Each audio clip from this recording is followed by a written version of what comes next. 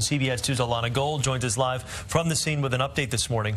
Chris, we're standing on West 17th Street, and crews have had this area blocked off for hours this morning while they battle this fire. After the shooting here, the victim's fellow cab drivers tell us they're nervous to get behind the wheel because the suspect hasn't been caught. John Boehner says he's stepping down at the right time for the right reasons. He's been clashing with conservatives and doesn't want to put Congress through more turmoil. It is so slippery out here and so dangerous to walk on. Now, this morning we are with the mobile weather lab. We're going to walk over here slowly and carefully to show you the numbers. Right now, the wind speed, not too bad, 3.6 miles per hour, but the temperature, that's the real problem. Right now, police are blocking off East 21st Street between 5th and Broadway. Take a look at the scene. You can see there is a huge police presence out here. This is truly a subway station of the future. There's air conditioning on the platforms, and they're much wider to avoid overcrowding. A difficult time for so many at this school today. We're told the counselors will be here for the next few days to help everyone deal with this tragedy.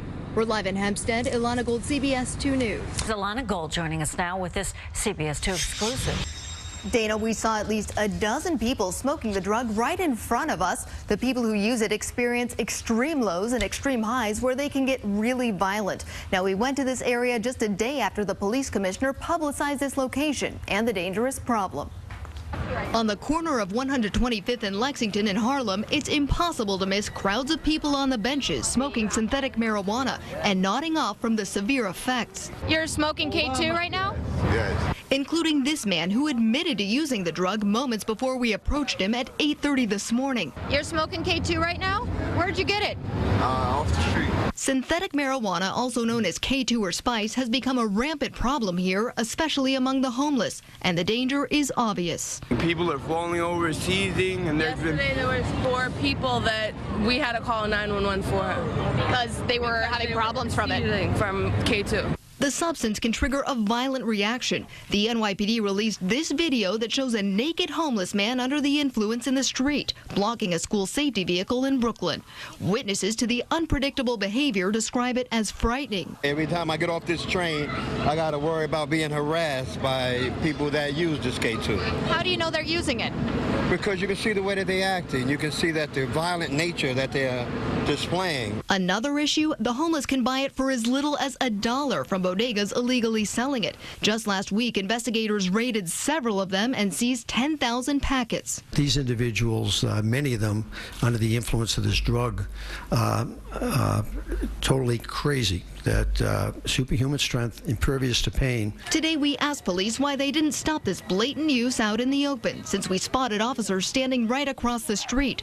Top officials with the NYPD say it's perfectly legal to possess it or be under the influence. It's only a health code violation to sell it. All police can do is crack down on sales and make sure users don't get out of hand. What needs to change is we need to put a hell of a lot more money into mental health. Once we start putting more money into mental health, these people will be able to get the help that they need. And tomorrow, Mayor de Blasio will talk about his new plan to deal with the homeless and mental health problems, and he could also address this drug issue. We will be there and let you know what he has to say. Dana, back to you. We begin tonight with the search for suspects who seem to be targeting the Orthodox Jewish community, attacking with a paintball gun. One of the incidents caught on surveillance camera. Now police investigating these as possible hate crimes. CBS 2's Ilana Gold with the exclusive video. The problem started at 1:45 last Monday morning at the Bondo's 24 supermarket on Lee Avenue and Rodney Street in Williamsburg, and surveillance cameras captured the scare.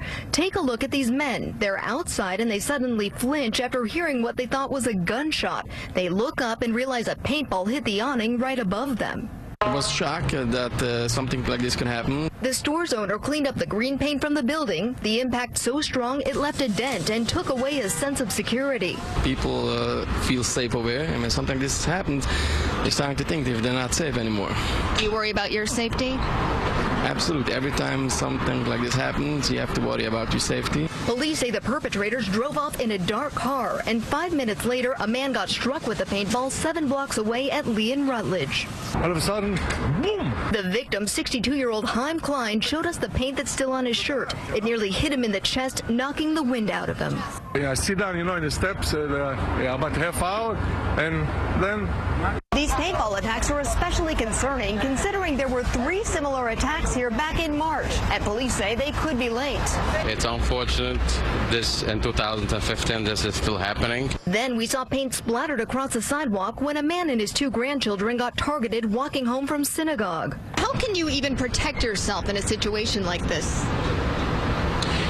The only way to protect is to get them off the streets. People who live here just want police to find whoever's doing this before someone gets seriously hurt.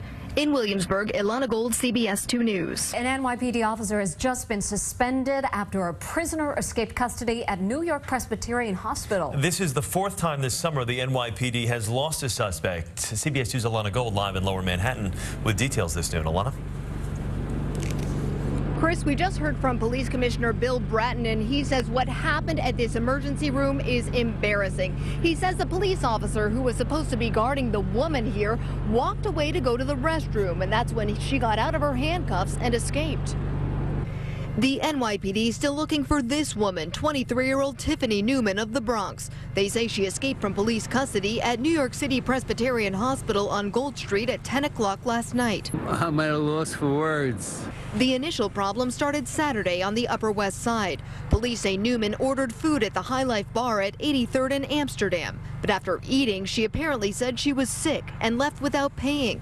Then minutes later at this clothing store 4 doors down, police arrested her for allegedly stealing merchandise. We just talked to the clerk who says she witnessed everything. She had stuffed clothes up her shirt, and she's like, no, I'm just pregnant. Like, I'm pregnant. I'm 6 months pregnant. But police lost track of her the next day. Sources tell us Newman claimed she needed medical care, that she was pregnant and bruised. So officers took her to this hospital in handcuffs and stayed on site during an exam. Investigators say after a doctor left the exam room, Newman got out of those handcuffs, took off her gown, then put on nurse's scrubs and walked out of the hospital without anyone noticing. I will not tolerate, as police commissioner, these continued lapses in what should be basic policing, the care and custody of a prisoner.